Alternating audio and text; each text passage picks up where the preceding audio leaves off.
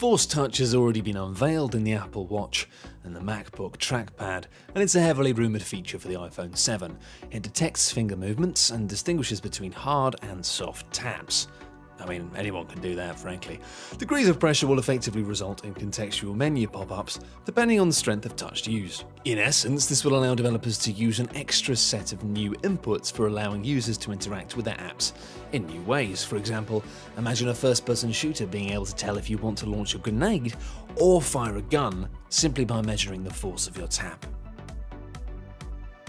Given that Apple rarely upgrades their tech in ways that Samsung and other companies tend to, holographic projections for the iPhone 7 probably won't happen. I mean, maybe it'll happen for the iPhone 43s, but not for the next major iPhone. We'd think still, it'd shock everyone and it would be an amazing feature nonetheless. The ability to turn your iPhone into what would essentially amount to a tablet workstation would be a game changer, especially in the stagnated smartphone market. Hell, just give me a virtual keyboard that was made holographic, and I'd be satisfied. A keyboard for typing, letters and stuff, not for playing jazz and funk. Although actually, no, I want that more. I've changed my mind. Sapphire is the second most scratch-resistant material after diamond, and it was one of the most rumoured inclusions for the iPhone 6, but alas, it wasn't meant to be. It's the most durable display any smartphone could have, and it's one of the more likely features that the iPhone 7 may offer. The iPhone 7 may very well feature a 3D display, according to reports which claim that Apple supply chain partner TPK is working on a project that relates to naked eye 3D screen. In other words, a 3D screen that doesn't require glasses to see, like the Nintendo 3DS. Let's be honest, charging for all recent iPhones has sucked quite badly when compared to other Android smartphones, especially from Google and Samsung.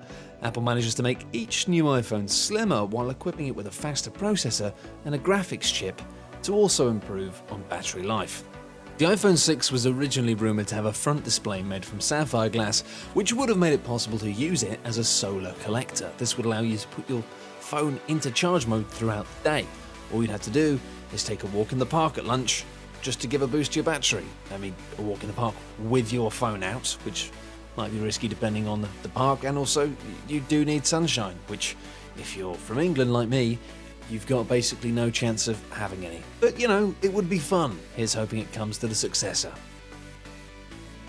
Another feature we'd like to see in the iPhone 7 is the device being waterproof. Apple has already emphasised health-related functionality in its mobile devices going forward, and it would be a logical move for the smartphone, enabling athletes to utilise it while swimming, etc. Go for a swim whilst checking Facebook? No, just me? Alright. Since the iPhone has no removable back panel, the ports should be the only thing that need to be sealed off. And considering the fact the latest MacBook seems to be decreasing the number of ports and entries on it, maybe it just won't be any pretty damn soon. It's kind of annoying that Apple have never really upgraded the iPhone screen in terms of keeping up with the latest technology. With the iPhone 7, we're expecting the company to deliver a possible 4K iPhone 7 Plus phablet, or at the very least a Quad HD iPhone 7 Plus and a Full HD iPhone 7. It all sounds like absolute nonsense to me, but they'll probably do that, one of those things. Technology. What is this? The 1990s? Are we all back in the 1990s? Why haven't we got wireless stuff going? Wireless everything. Wireless energy, wireless happiness. Anyway, while basically every other smartphone in the world offers wireless charging, iPhone users have never experienced it. Well, not without, big clunky add-ons anyway.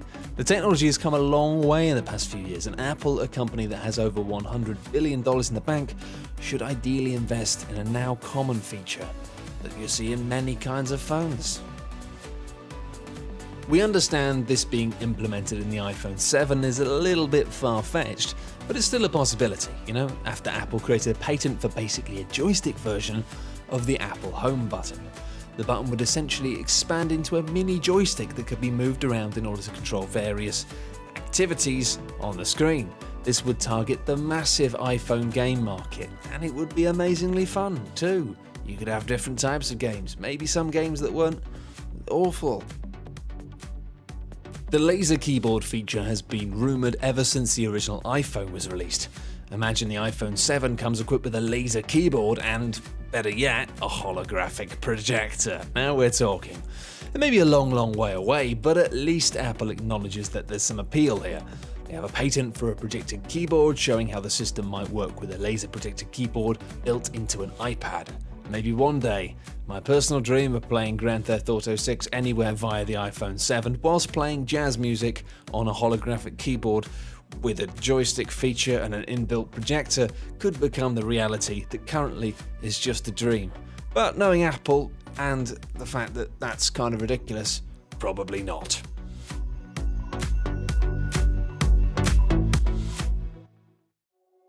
Thanks everyone for watching, hope you enjoyed the video. For more top 10 lists, be sure to subscribe by clicking on the button that you can see now.